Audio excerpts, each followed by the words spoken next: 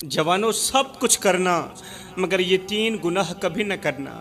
زمین سے لے کر آسمان تک گناہوں سے بھر دینا، میرا اللہ تمہیں معاف کر دے گا، مگر کبھی بھی یہ 3 گناہ نہ کرنا۔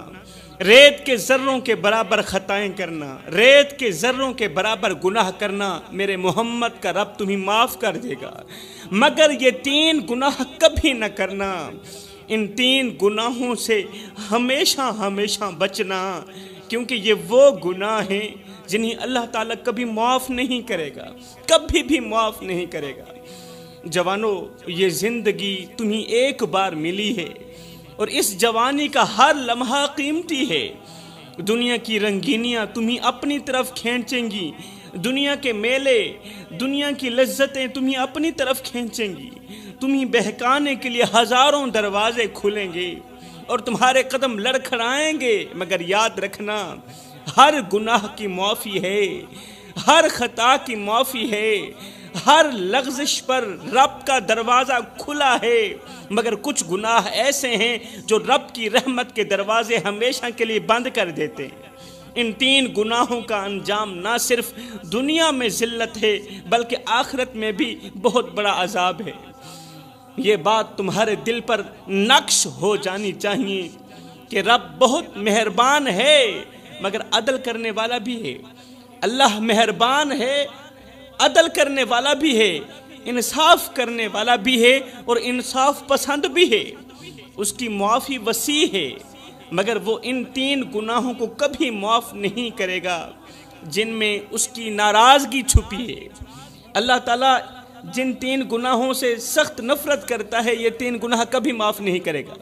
اس کی عظمت کو چیلنج کیا گیا ہو جن گناہوں میں، یا اس کے بندوں پر ظلم کیا گیا ہو جن گناہوں میں، میرے محترم بھائیوں، یہ مت سمجھنا کہ وقت ہمیشہ تمہارے ساتھ رہے گا، یہ مت سمجھنا کہ جوانی ہمیشہ باقی رہے گی، اور یہ ہرگز گمان مت کرنا کہ موت تم سے دور ہے۔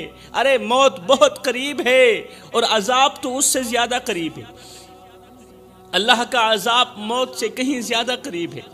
یاد رکھنا، جس نے ان 3 گناہوں کو ہنسی مذاق سمجھا وہ ہنستے ہنستے قبر میں اتارا گیا، مگر اس کی روح چیختی رہی، تڑپتی رہی۔ کوئی سننے والا نہ تھا، کوئی اس کی پکار سننے والا نہ تھا۔ قبر تنگ ہو گئی، کیڑے جسم کو کھاتے رہے اور فرشتے نے ایک لمحے سکون نہ لینے دیا۔ اس وقت صرف ایک سوال گونج رہا تھا، کیا یہی زندگی تھی جس پر تم اترا رہے تھے؟ قبر کے اندر صرف ایک ہی سوال گونج رہا تھا اور گونجے گا، کیا یہی زندگی تھی جس پر تم اتراتے تھے، جس پر تم فخر کرتے تھے، خود کو دوسروں سے افضل سمجھتے تھے، خود کو دوسروں سے بڑھ کر سمجھتے تھے اور دوسروں کو خود سے کمتر سمجھتے تھے؟ ایسا نہ ہو کہ تم رات کو سونے جاؤ اور صبح تمہاری لاش اٹھے، ایسا نہ ہو کہ تم گناہوں میں ڈوبے رہو اور اچانک موت آ جائے اور توبہ کا ایک لفظ بھی نہ کہہ سکو، کہیں ایسا نہ ہو، کیونکہ موت جب آتی ہے تو دستک دے کر نہیں آتی۔ ویسے تو موت ہمیں بتا کر آتی ہے، ویسے تو موت ہمیں پیغام دے کر آتی ہے کہ میں آ رہی ہوں، ملک الموت بتا کر آتا ہے، کیونکہ حضرت سیدنا یعقوب علیہ السلام نے کہا تھا، اے ملک الموت جب میری روح نکالنے آنا تو پہلے مجھے بتانا۔ ملک الموت نے کہا ٹھیک ہے۔ ملک الموت جو روح نکالتا ہے، بندوں کو مارنے والا فرشتہ، کہنے لگا ٹھیک ہے، آپ کا حکم سر آنکھوں پر، جب آؤں گا آپ کی روح نکالنے آپ کو بتا کر آؤں گا۔ ایک دن اللہ کا کرنا ایسا ہوا، اچانک ملک الموت آ گیا۔ کیسے آنا ہوا؟ جناب کی روح نکالنے آئے ہوں۔ اچھا مجھے مارنے آئے ہو؟ میں نے نہیں کہا تھا جب میری روح نکالنے آنا تو پہلے مجھے بتانا۔ تو ملک الموت نے کہا حضرت 1 بار نہیں 2 بار نہیں 7 مرتبہ بتا چکا ہوں کہ میں آپ کے پاس آ رہا ہوں۔ حضرت یعقوب علیہ السلام نے فرمایا وہ کس طرح؟ ملک الموت نے کہا حضرت آپ کے محلے میں فلاں بچے کی روح نکالی تھی، فلاں بوڑھی عورت کو مارا تھا، فلاں بوڑھے شخص کا آپ نے خود ہی جنازہ پڑھایا تھا، حضرت آپ کی داڑھی سفید ہو گئی تھی، حضرت آپ کمزور ہو گئے تھے، ہاتھ کانپنے لگے کیونکہ کمزوری چھا گئی تھی، حضرت یہی تو میرے پیغام تھے، یہی تو میرے قاصد تھے کہ میں آپ کے پاس آ رہا ہوں حضرت۔ آپ کے محلے میں جب میں نے فلاں بوڑھے کی روح نکالی تھی، فلاں نوجوان اور بچے کی روح نکالی تھی، میں صرف ان کی روح نکالنے نہیں آیا تھا، میں یہ بھی بتانے آیا تھا کہ آج ان کی باری ہے، کل آپ بھی تیار ہو جائیں۔ تو میرے بھائیو، ایسا نہ ہو کہ تم گناہوں میں ڈوبے رہو اور اچانک موت کا فرشتہ آ جائے اور توبہ کا ایک لفظ بھی نہ کہہ سکو، توبہ کا دروازہ پھر ہمیشہ کے لیے بند ہو جائے۔ اور اگر تم ان 3 گناہوں میں سے کسی ایک گناہ میں بھی پھنس گئے تو سن لو میرے بھائیو، پھر نہ تمہارے آنسو کام آئیں گے، نہ دعائیں کام آئیں گی، نہ قرآن کام آئے گا، نہ کفن کام آئے گا۔ وہ رب جو ماں سے 70 گناہ زیادہ محبت کرتا ہے، وہ بھی ان 3 گناہوں پر اپنی رحمت روک لیتا ہے۔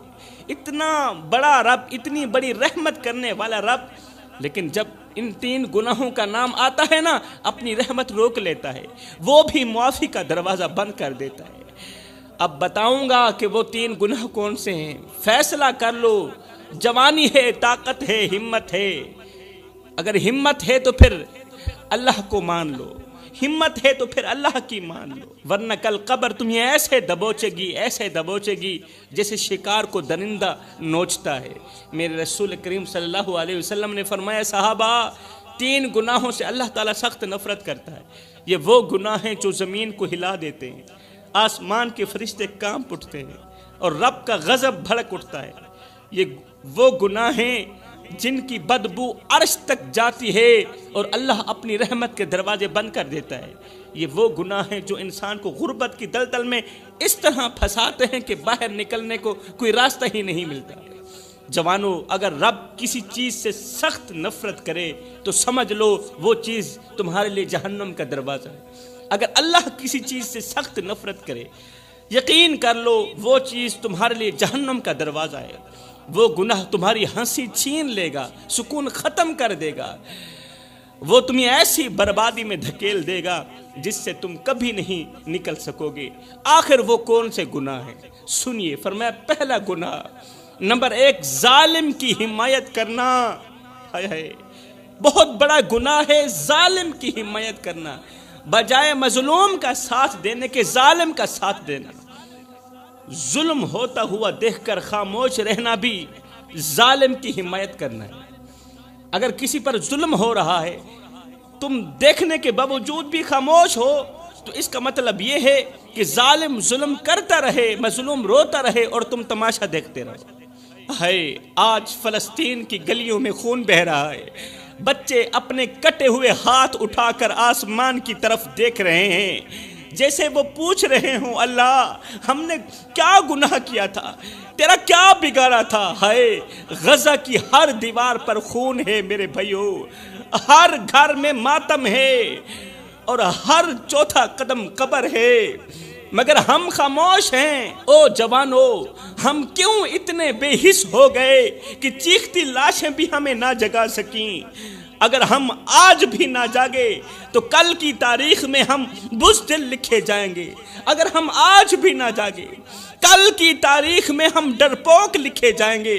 مسلمانوں، غزہ کے بچوں نے اب کھیلنا چھوڑ دیا ہے، غزہ کے بچوں نے اب مسکرانا چھوڑ دیا ہے، اب وہ صرف مرنے کے انداز سیکھ رہے ہیں۔ غزہ کی ایک بچی نے اپنی ماں سے کہا، امی اگر میں شہید ہو گئی تو آپ مجھے اپنی گود میں لے لیں گی؟ ماں نے روتے ہوئے کہا، بیٹی اب یہ گود نہیں، یہ تو قبرستان بن چکی ہے، یہ گود کہاں رہی ہے بیٹی، یہ گود تو قبرستان بن چکی ہے، میں کس کو سینے لگاؤں اور کس کو دفناؤں؟ میری گود میں تو پہلے ہی 2 شہزادے پڑے ہیں جو ہمیشہ کے لیے خاموش ہو چکے ہیں۔ دکھ اس بات کا ہے کہ ایک طرف ایک بھائی مر رہا ہے، درد اس بات کا ہے کہ ایک طرف ایک مسلمان بھائی مر رہا ہے اور دوسرا بھائی اسے اس قدر ذلیل اور رسوا ہوتا دیکھ کر بھی کہتا ہے یہ مسئلہ سیاسی مسئلہ ہے۔ بھائی پر اتنا ظلم دیکھ کر بھی، ظلم کے پہاڑ دیکھ کر بھی دوسرا بھائی یہ کہہ رہا ہے کہ یہ مسئلہ سیاسی مسئلہ ہے۔ نہیں بھائی، یہ سیاسی مسئلہ نہیں، یہ غیرت کا مسئلہ ہے، یہ انسانیت کا جنازہ ہے، کیونکہ ہماری غیرت مر گئی ہے، ہم زندہ ہو کر بھی مردہ ہو چکے ہیں، ہمارے دل اس قدر پتھر ہو گئے کہ غزہ کی لاشوں کے ڈھیر پر بھی ہم سکون کی نیند سو جاتے ہیں۔ لاشوں کے ڈھیر پر بھی جو قوم سکون کی نیند سو جائے، کیا ان کی غیرت زندہ ہوتی ہے؟ ہائے ایمان بازاروں میں بکتے رہے، سستی قیمت پر ہم نے اپنا ضمیر بیچ دیا۔ غزہ کے معصوم بچوں کے ٹکڑوں کو دیکھ کر بھی ہمارے دل نہ روئے، غزہ کے معصوم چہرے دیکھ کر بھی ہمارے دل نہ تڑپے، نہ آنکھ نم ہوئی نہ قدم لرزے۔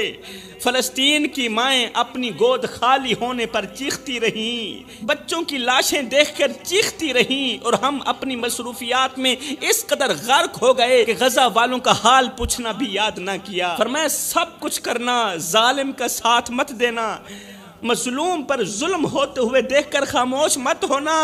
یہ اس بات کی علامت ہوگی، یہ اس بات کی علامت ہوگی کہ تم نے مظلوم کا ساتھ نہیں دیا، ظالم کی حمایت کی ہے۔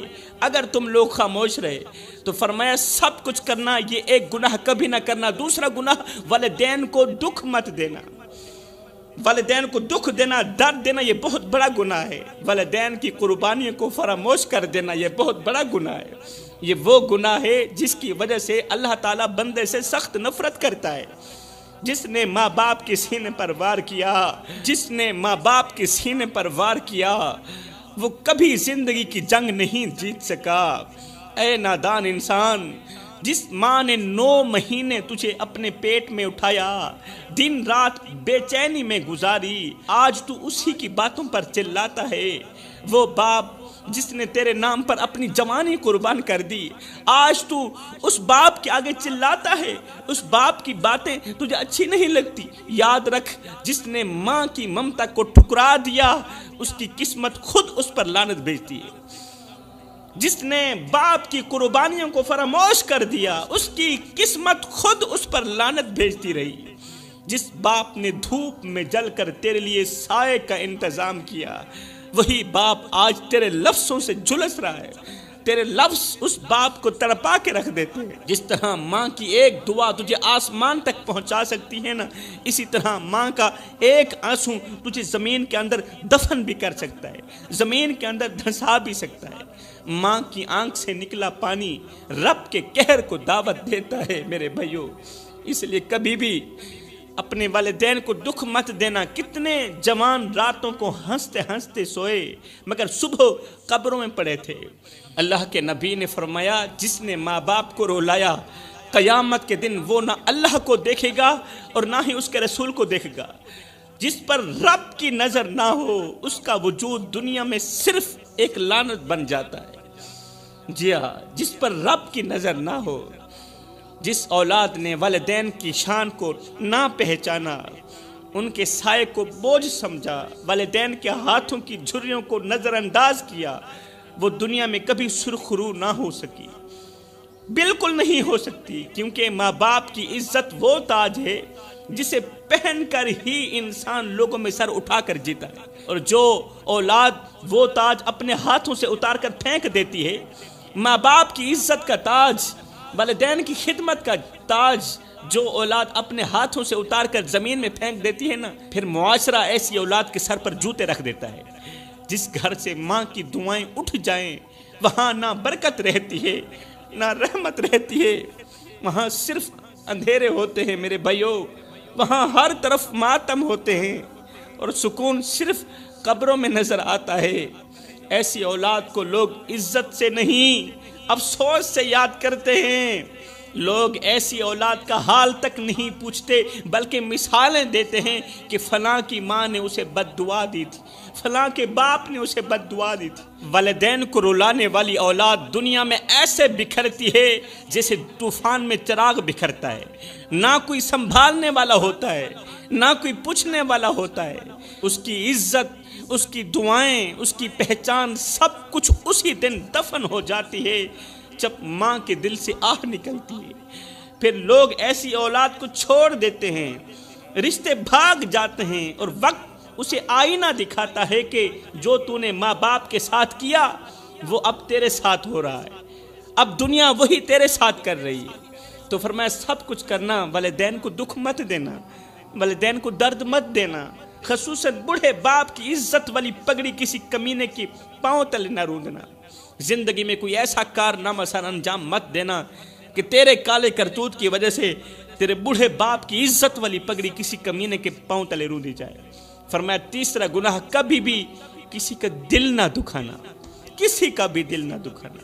کسی کو دکھ دے کر، کسی کو درد دے کر، کسی کو غم دے کر تجھے کیا لگتا ہے کہ تو ساری زندگی ایسے ہی مسکراتا رہے گا؟ نہ بندے نہ، بس وقت کے الٹنے کی دیر ہے، تیری باری بھی دور نہیں ہے۔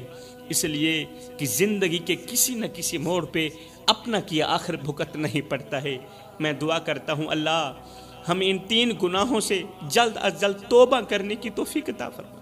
اللہ ہم سب بھائیوں کو وہ نیک کام کرا دے جس پر تو بھی راضی ہو جائے، تیرا محبوب بھی راضی ہو جائے۔ آمین۔